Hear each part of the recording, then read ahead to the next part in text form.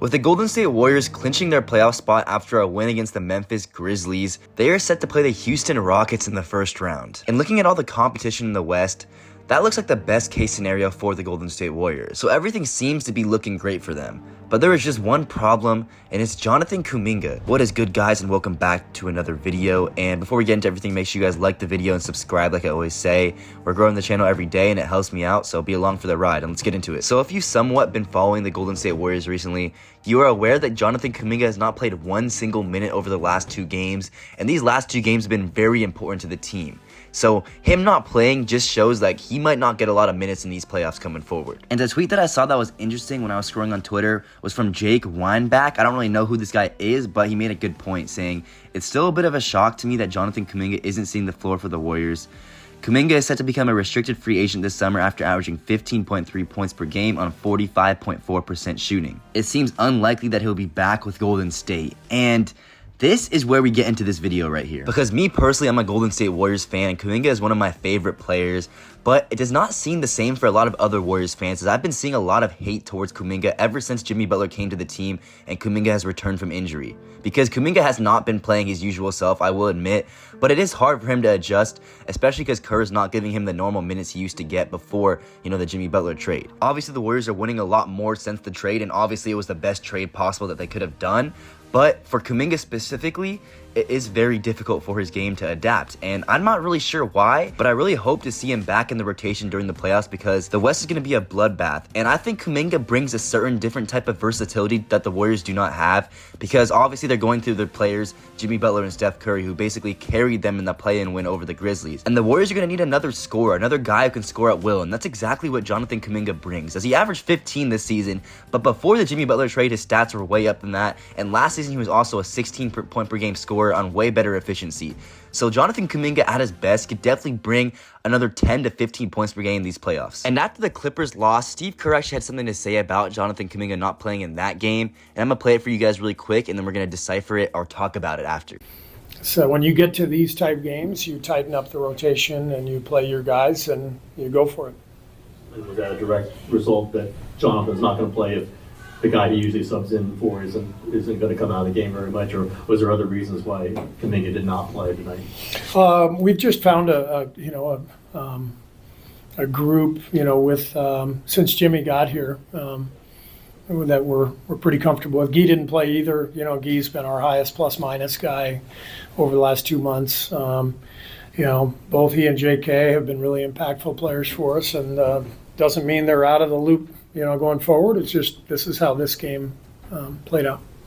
And obviously, Jonathan Kuminga did not play against the Grizzlies as well the following game. And I find it funny that he was talking about how Guy Santos also didn't get minutes, but Guy Santos actually got minutes against the Grizzlies, and Kuminga was still not in the rotation, which I found interesting. And earlier in the season, before Jonathan Kuminga got hurt, he said he was seeking a $224 million max extension from the Warriors, and I think it's safe to say that the Warriors are not giving him that, and I'm not sure if any team's going to give him that at this point because he's not even able to play playoff minutes for a team that's the 7th seed. So I don't really know how that's going to work out there, but I do know he's restricted, so if the contract is right, the Warriors will definitely match it.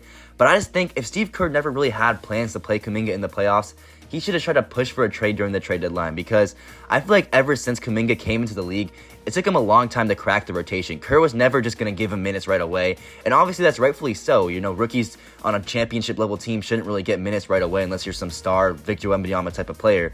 But, Kuminga, even in his 3rd, 4th season, was struggling to get minutes, and then obviously he broke out and then became one of the Warriors' best players last season and then majority of this season before Jimmy Butler came. But then now he's falling out of the rotation again, so I'm just not really sure what Steve Kerr's objective is there by not playing him. Maybe he just doesn't think he's good enough, or maybe he just doesn't think he fits in the scheme. I'm not really sure there, but it's just very interesting to see because Jonathan Kuminga is definitely one of the most talented players on the Warriors team, and this is not a statement, this is a fact, because this guy was their 2nd leading scorer for the last 2 seasons basically before Jimmy Butler came. And after the Memphis Grizzlies game, Draymond Green has actually asked the same thing that Steve Kerr was basically about Jonathan Kuminga, and this is what he had to say. Good games against Houston this year. He's obviously taken 2 DMPs the last 2. How have you seen him handle that, and how much do you still expect him to possibly contribute? He'll contribute. He's great. He's getting his work in. That's all you can do in that situation is get your work in. And he'll be meaningful for us in that series.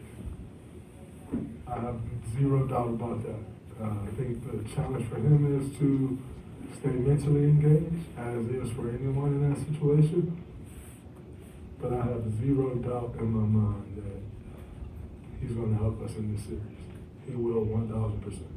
So here, Draymond Green basically confirms that Jonathan Kuminga will contribute to them playing the Rockets. I don't really know what contribute means because he didn't verbally say that he's going to play. He said he's going to contribute. So contribute could mean he's going to help, in practice, help them on the sidelines. We don't really know exactly what contribute means, but I feel like, Jonathan Kuminga should 100% play this series if you ask me, because the reporter started off saying that Jonathan Kuminga has been playing really well against the Rockets this season, and that's 100% true, as in the 4 games against the Rockets this season, Kuminga leads the team in plus minus. He leads the team in points per game with 21.3. He's second on the team with rebounds per game at 6.8. He's holding opponents to under 29% field goal percentage, which is insane.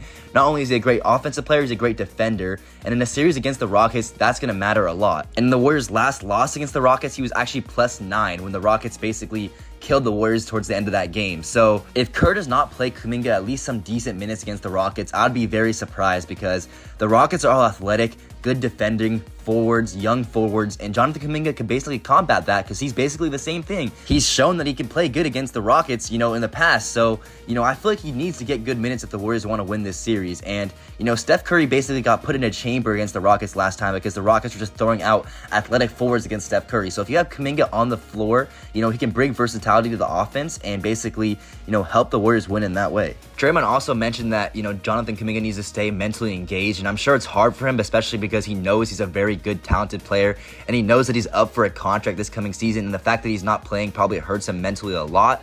So, staying mentally engaged definitely needs to be key for Kuminga, because if you look at Jonathan Kuminga's perspective, you were just averaging 20 points per game a few months ago, and now you're not even playing in crucial games, especially on your contract year. Like, I would be pissed at Steve Kerr too if I was Jonathan Kuminga. I don't know about you guys, but, looking through his lens, I would be mad. But yeah, man, this is a big playoffs for JK and the Warriors. We don't really know where his future entails. We don't really know if he's going to re-sign or stay with the team next season.